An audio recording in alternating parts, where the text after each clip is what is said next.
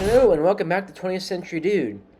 Today I want to show you some of my recent pickups I have gotten, but it's probably going to be a little shorter for this video, probably because I've not been accumulating as much. I don't have exactly the most steadiest of income, so I probably should be saving on more dough than what I used to, especially since my monthly student loan payments are going to be picking up pretty frequently here, so I sort of need to find the best of the best on what it is I truly want to accumulate and then leave the rest for later, kind of a thing. So I'm not going to be showing off as much today, but I think that's probably fine. So first, I want to show off two things that technically aren't mine. I happened to find this videotape. Dad's Senior Show is apparently on here, and I didn't know that when I was just perusing around in the basement, so that was quite interesting to watch. He was actually the drummer for one of the skits. And I have here John Carpenter's The Thing on HD DVD that I'm borrowing from a friend, so hopefully I'll get around in the movie as soon as I'm done recording this video and editing it. And there's a few things here left over from the summer before we get into the meat of things. Here's apparently a 8-track demonetizer and cleaner, I guess, at the same time. I'm not familiar with one that plugs in, so that's quite an interesting one. And for the what we got here, I don't know if I showed off this Warriors CD or not. But just in case I didn't, there it is. Also have the Guardians Volume 2 mixtape on actual cassette. So that's really, really very nice. You're listening it to the way it was meant to be listened to, I guess. And we have here Phil Collins' Face Value, his first solo album in the 1980s. I think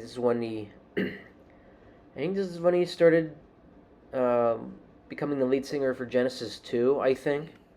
And now we can get into the meat of things. And sorry, my voice is a little coffee this morning, so I need to work on that. Stuck on a cough drop or something. You don't know. We'll start with some disc stuff. I don't know if I showed this off before. I used to have this movie on just standard DVD, and then I found it on Blu-Ray, and I decided to upgrade it and give the DVD to a friend.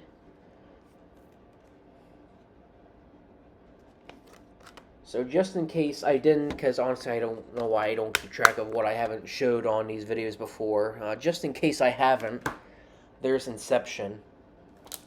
And just in case I haven't for this, it's the original Scream.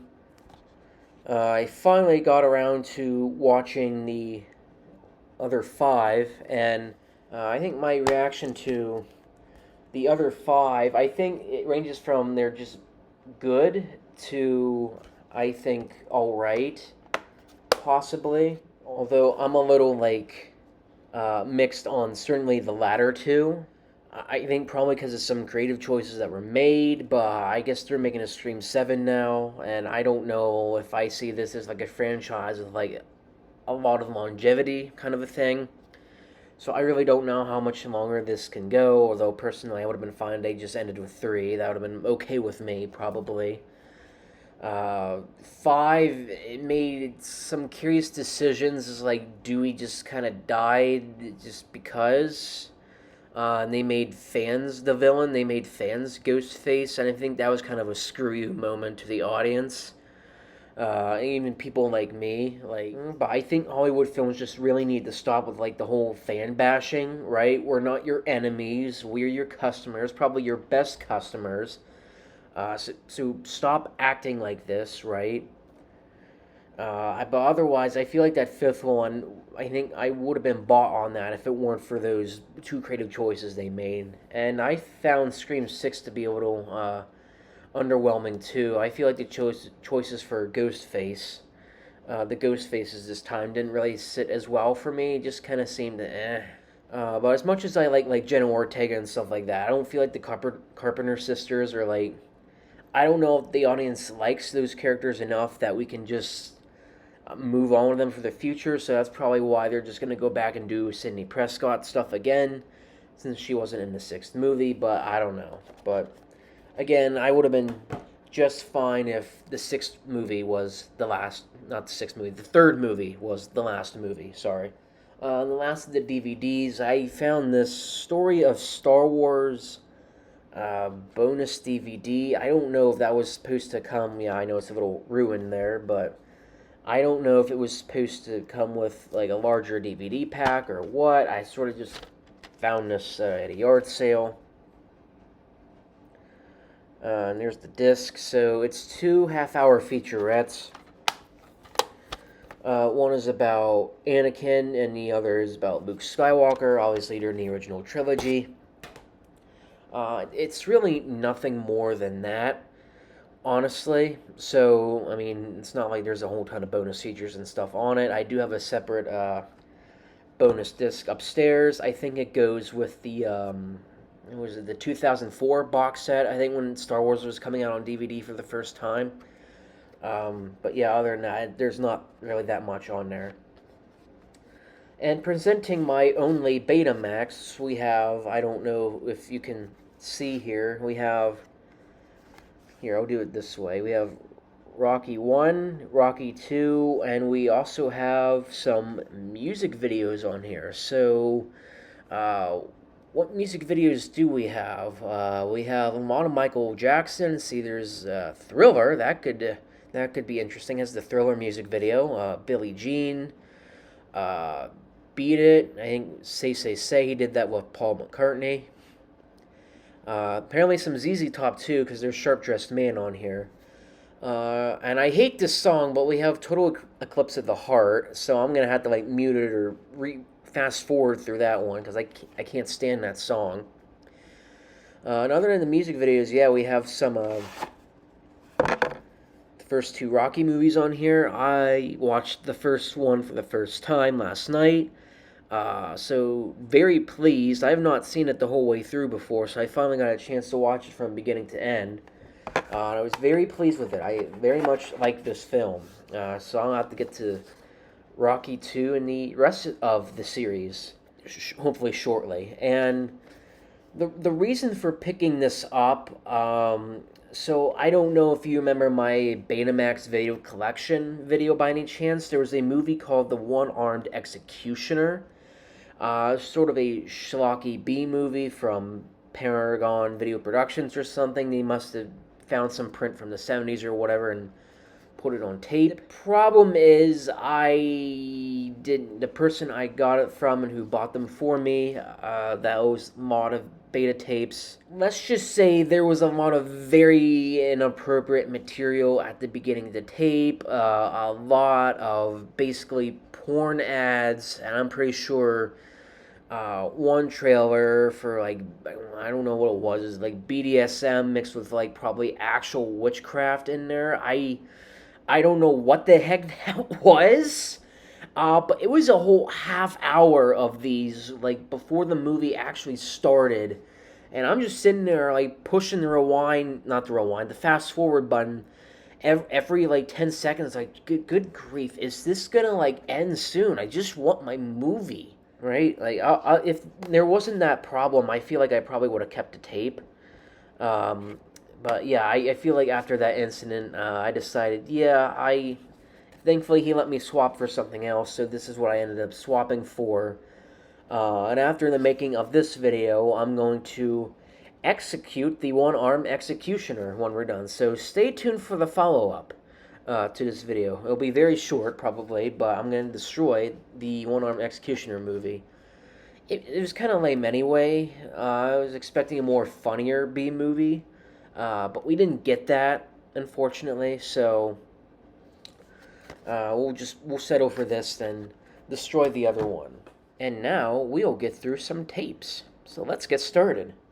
Up first, we have the third James Bond movie. We have Goldfinger, arguably the best one of the entire series. I certainly think so anyway. It's definitely the definitive Bond movie, especially for what would come after. And this is actually my second time picking Goldfinger up because I had a problem the first time getting this tape for whatever reason because I didn't realize this until I got home. Somehow there was like a stink bug lodged in this side of the tape, and I figured, okay, I could probably maneuver around that, but I did not, and that tape ended up getting mangled to death, so I had to throw that out, unfortunately. So this is my second time with the Goldfinger tape, and it works better this time, probably because there's not a bug in the tape. My dad had this on VHS tape, and obviously he doesn't use VHS anymore. But I found my own copy for it. We have The Pink Panther Strikes Again. This is one of Sellers' last ones, and there was like Revenge of the Pink Panther, and then Trail of the Pink Panther was just a horribly put together, cobbled up mess of archive footage featuring Sellers. So this is one of his last big movies. Also, when it was kind of getting a bit on the silly side. Not to say this series wasn't silly before, but definitely, it was definitely getting up there as far as the silliness is concerned. But for many people, apparently, aside from A Shot in the Dark, the Pink Panther Strikes Again seems to be it seems to be a fan favorite, I guess. I mean, I think for me, the first two are my favorite, but to each their own, I guess.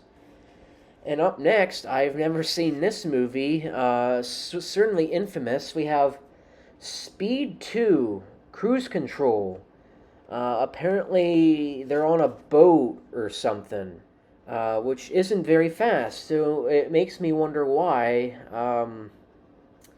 it's called Speed 2. They really should have called it Slow or maybe Speed, but without a pulse or something. I don't know. A boat, what was it? A luxury cruise liner, it says. So, yeah, I can't imagine that's like a very fast, it's not very fast at all. So, I don't know whose creative decision that was, but this is probably the reason we don't have any more Speed movies. But let's be honest, a bus is going to move a lot faster than a boat, unless it's like a jet ski or something, but yeah. I've not seen this either. Apparently there was, I think it was the early 2000s, we have it's a Hannibal Lecter movie called Hannibal. I've seen like promos for this on tapes before, so I was at least aware that this movie was out there. But I was not aware that there was actually like a lot more Hannibal Lecter movies. I think there's like 2 or 3 more they made, including one called like Red Dragon or something. So I thought this was just like after Silence of the Lambs, and that was kind of it for Hannibal Lecter. But no, apparently there's a lot more to the Hannibal Lecter character than what I thought there was. So that's interesting. I've never seen this either, not the whole way anyway. Dances with Wolves. It's a tearjerker for a lot of people, and then this is a movie that kind of gets ripped off later with the first Avatar movie, 2009, which I'm basically told is Dances with Wolves in space. But now I know that the plot line of Avatar, I pretty much know what to expect from this movie. I know a little bit about it anyway. So I know Mom had a copy of this once. I don't know what happened to it. Obviously, she doesn't use VHS anymore either, so it's not like I'm going to find it. But no, I have one, and I can finally watch the movie. So I hope it's good. And the last of the VHS tapes, Bambi. Yeah, I know, a very interesting choice, but I've been collecting a little bit of Disney here and there. As far as tape's concerned, I did have to like stitch the label back on there a little bit with some tape, but otherwise tape's in relatively good condition. And you'll notice here the black diamond, where is it, right there on the tape. Supposedly tapes with this black diamond on it are like worth money. Although I don't know if that's like been outright confirmed to be true, because apparently a VHS lot on eBay was sold on like $35,000 once. A whole bunch of tapes with that mark on it. I have no idea if that's true or not. If it is, cool, and I'll stock up on them. And if not, well, oh well for me anyway. And we have only 2 LaserDiscs, and this is what we'll finish the movie with. We have Chinatown, which I just watched for the first time a couple days ago. I was very impressed with this movie. I think it was known for having one of the most, I think, acclaimed screenplays of all time from, what was it, Robert Towne, a guy named Robert Towne. And I think that shows, because the script in this movie, it's very, very good. There's certainly a lot to be impressed with this movie. I guess if we want to consider it art, probably. I mean, I'd say so anyway. It's probably one of those arty films from the 1970s. And last but not least for everything, we have Spellbound, which is one of the few movies Hitchcock did with Ingrid Bergman, and this was during the Selznick era when he was sort of partners, but not really buddy-buddy with Selznick because they didn't get along a whole lot. And this movie also had Gregory Peck in it. So this movie here came in a lot of two. It was with this and Chinatown, and considering I didn't want to like splurge a whole lot anyway, I figured these two LaserDiscs would do pretty nicely. So I decided to get that. But otherwise, that's all I have for pretty much today as far as recent pickups. So it's not a terrible lot. So it's not like a whole bunch of movies. Probably not the most interesting selection I've had before. But I just wanted to show you some of the newest additions to my collection. And hopefully once I get a more stable income going, I can start getting a whole lot more things going. Because it's, I think, middle of November now. Unfortunately, I have still not found a good media or film job or anything, really. I've probably applied to like 60-some places in PA over the past 2 months, and I've not gotten a single confirmed yes from any of them, unfortunately.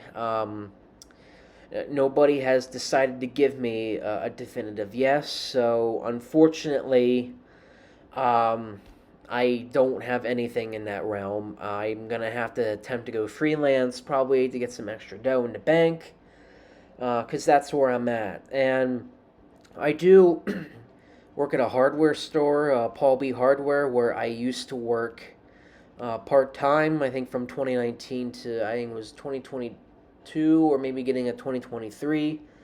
And then I stopped because I found a cable station, and then that turned out to be a disaster, but that was another previous video. I guess Dad needed like a brief assistant in the warehouse to help somebody else out, because there was a personality clash with somebody else, and they ended up leaving.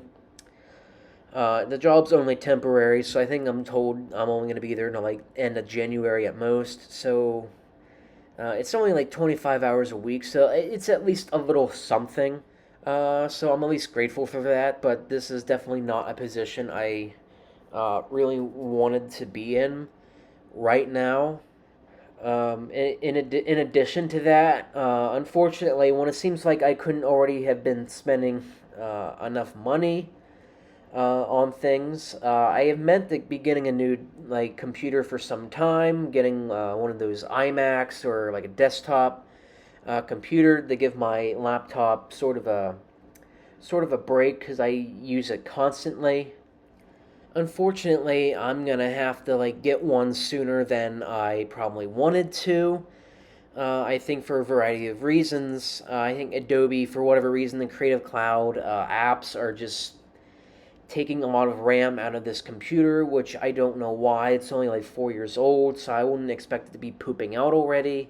I was told it's supposed to last me about a decade, but I feel like at this point the laptop is going to have to be reserved for things like I guess if I wanted to write documents or just use the internet or like the basic of editing, like iMovie or something, which I use for a lot of videos, it's gonna have to come to that because I don't know, it's becoming a strain to run these programs for some reason, and I don't know why. And I also ran into a problem a couple days ago. Apparently, I was getting the next installment for Is It Broke, Fixable, or Just Plain Durable ready. I was rendering the video and having it ready to go to export. Unfortunately, Adobe Premiere decided it stopped rendering at some point, and I had to like basically stop the video for the night. It was like 10:45 anyway. I wanted to go to bed, so I figured I'll just cancel it, save my progress. Everything seemed initially fine at first, until I came home from work a couple days ago. I plugged the hard drive in, and it would not work in my computer at all. It would not read it, so I loaded up the disk utility and tried to run first aid on it. But unfortunately, that didn't work either, and it was getting to the point where it was actually starting to ruin the performance of my computer. It was already running slower anyway, so that wasn't helping. So I almost gave up on it. I even put it into a Windows computer this time. And while I at least had the ability to read files there, it would take a couple minutes for the hard drive to load, but at least showed up there. But I could not access any files or even folders sometimes. It wouldn't let me drag and drop to try to get it off the hard drive. It was a mess. So yesterday, last night, I took it to a friend's house who knows a little bit more about computers and coding and honestly a little bit of hacking too. And we left it there overnight because Windows needed to run some scans, run a diagnosis, and see what the heck is wrong with it, if it can even be repaired. As far as we know, the problem is rooted within that video I was working on for Is It Broke or Fixable. So unfortunately, it seems like I'm going to have to start that one from scratch, but it's only a 10-minute video, I think, and I already have the footage on an SD card, so I mean, nothing's stopping me from just loading up another hard drive and ingesting the footage and starting again. That's fine with me. The problem is, if it can't be repaired, I now run the risk of losing some very, very important things on there. Not only is that video on there, I have the Art Class Part 2 short film that I've been working on for 3 months. I've even put Photoshop on the computer so I could start animating over some things. But now I'm a little stalled with that. I can't even work on that today because the hard drive is basically still acting like a loony. So I'm basically stuck. And if it can't be fixed, then everything I have on there, I run the risk. 3 months worth of stuff is just going to be gone. And it's not only that, it's like everything I did for school from the past year, that now runs the risk of being gone, among maybe other miscellaneous things that aren't quite as important. But definitely those 3 things, I'm going to be very, very mad and maybe a little bit depressed if I end up losing all of that. Like the Burkett video, I can at least start from scratch, but that short film, if I end up losing that, I'm going to be very upset. So hopefully that means the hard drive can be fixed soon. And that's why I've been stalling for videos the past couple of days. I've been doing other sorts of things. I wanted the Is It Broke or Fixable episode to be released first, but I had to sort of throw this up in the meantime. Hopefully, if it's fixed, I can get it done this weekend, or maybe Best Buy can fix the hard drive, but if not, I'm unfortunately going to have to say goodbye to my new project, and goodbye to a lot of the stuff I have worked on for over a year. So, yeah. Unfortunately, I'm not in the best of spots right now, but otherwise, yeah, so here's some videos and stuff I have, so, tonal whiplash there, but I just wanted to share where we're at. So otherwise, I hope you enjoyed the video. Stay tuned for more content in the future, and stay tuned for the execution of the one-armed executioner. And otherwise, have a great rest of the day, and see you.